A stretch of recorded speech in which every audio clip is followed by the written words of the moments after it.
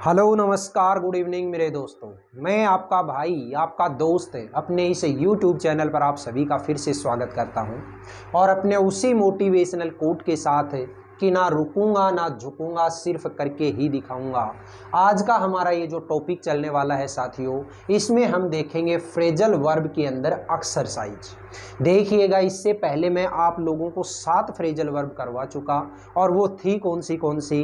आपकी फर्स्ट जो phrasal verb थी वो थी ब्रेक, इसके बाद ब्रिंग, कैरी, पुट, टर्न, कम, गेट। ये इतनी सारी फ्रेजल वर्ब मैंने आपको करवाई। आज ये सारी की सारी जो फ्रेजल वर्ब हैं उन सभी को एक साथ एक्सरसाइज के रूप में हम करेंगे।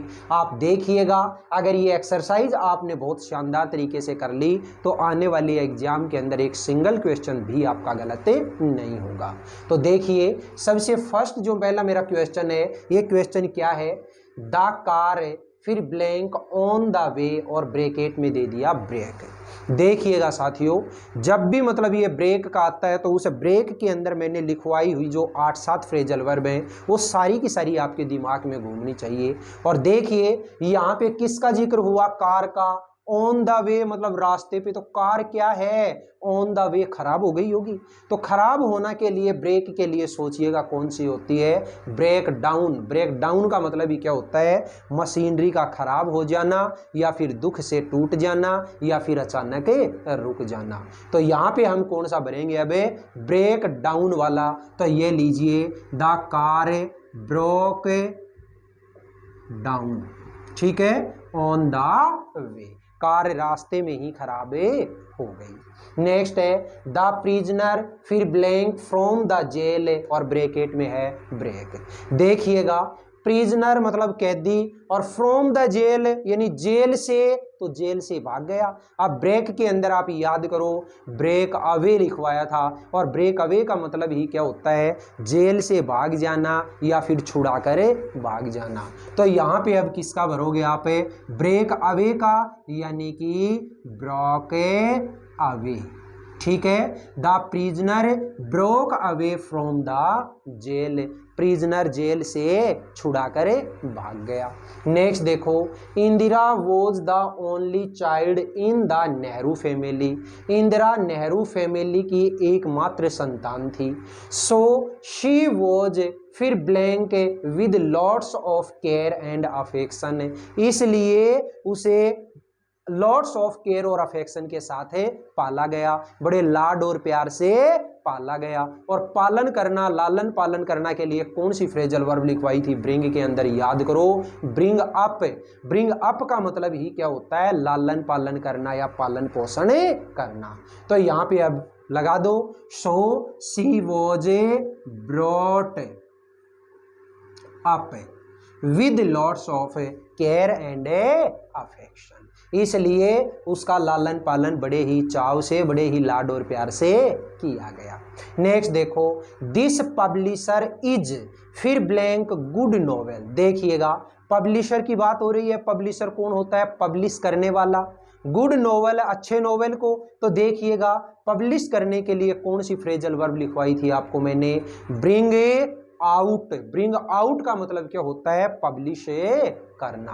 तो देखिएगा यहाँ पे, this publisher is a bringing out a good novel. ठीक है, यहाँ ब्रिंगिंग क्यों लगाया? क्योंकि आगे क्या लगा हुआ था? इज लगा हुआ था, इसलिए मैंने लगा दिया ब्रिंगिंग। आगे देखिए, द ओबेडिएंट सन। ओबेडिएंट सन यानी आज्ञाकारी पुत्र। ठीक है, जो बात कहे उसका पालन करने वाला।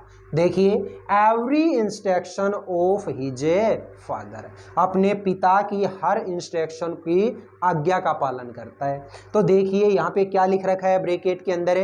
कैरी। और कैरी के अंदर एक फ्रेजल वर्ब याद करो, मैंने लिखवाया था carry out.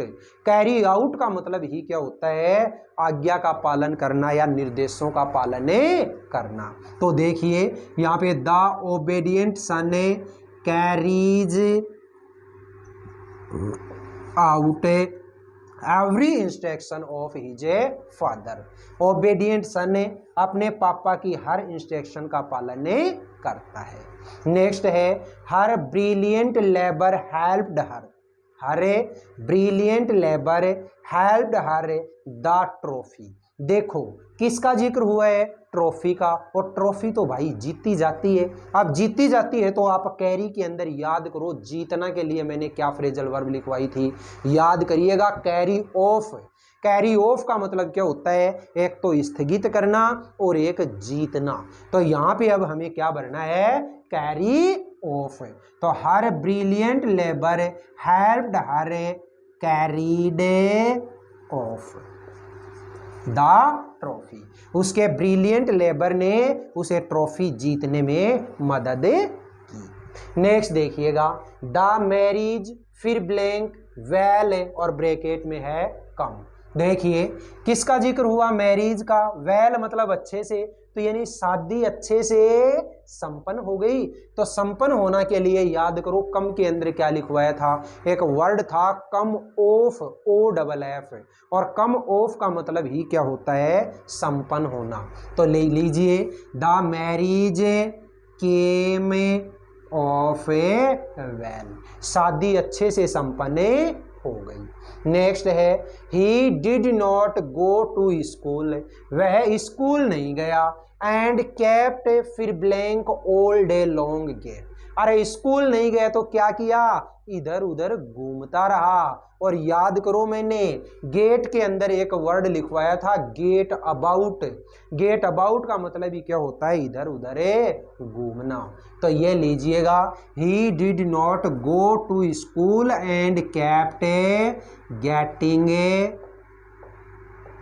About all day long, पूरे दिन भरे इधर उधर घूमता रहा। नेक्स्ट देखो, आई कांट फिर blank your rude behaviour any more, मैं आपके इस रूड बिहेवियर को और ज्यादा सहन नहीं कर सकता।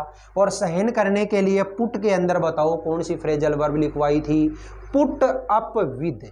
ठीक है, तो ये लीजिएगा, put up with.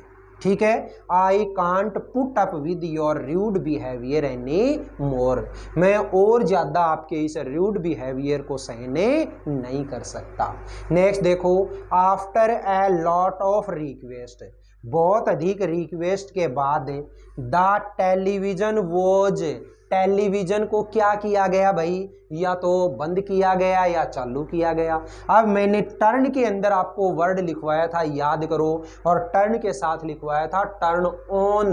Turn on का मतलब क्या था, चालू करना या आवाज बढ़ाना।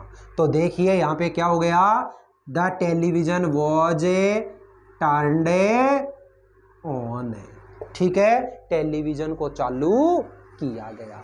बताइएगा साथियों, आज की इस छोटी सी क्लास के अंदर मैंने आपके सामने ये 10 क्वेश्चंस करवाए फ्रेजल वर्ब से रिलेटेड, जिसमें सारी की सारी फ्रेजल वर्ब्स को लेने की कोशिश की। आपने ब्रेक भी देखा, ब्रिंग भी देखा, कैरी भी देखा, गेट भी देखा, टर्न भी देखा, पुट भी देखा, सारी की सारी फ्रेजल वर्ब के एक एक दो क्वेश्चन लेकर के आया। आपको ये क्वेश्चन कैसे लगे और ये क्वेश्चन आपके लिए कितना अच्छा साबित होंगे, ये तो आप आगे देखिएगा। ठीक है, अब ये क्लास आपको कैसी लगी, अगर ये क्लास अच्छी लगी है तो इस क्लास को आप ज़्यादा से ज़्यादा लाइक करिएगा, शेयर करिएगा, कमेंट बॉक्स में कमेंट ज़रूर करिएगा, और अपने इस चैनल को अगर आपने अभी तक सब्सक्राइब नहीं किया तो प्लीज़ इसे चैनल को सब्सक्राइब करके पास वाले बेल आइकन को ज़रूर प्रेस कर लेना। ठीक है, फिर मिलेंगे अपन अगले वीडियो में, तब तक के लिए आप हंसते रहिए, मुस्कुराते रहिए और बहुत शानदार तरीके से अपने इन वीडियोज़ का आनंद लेते रहिए। All the best, see you again next time.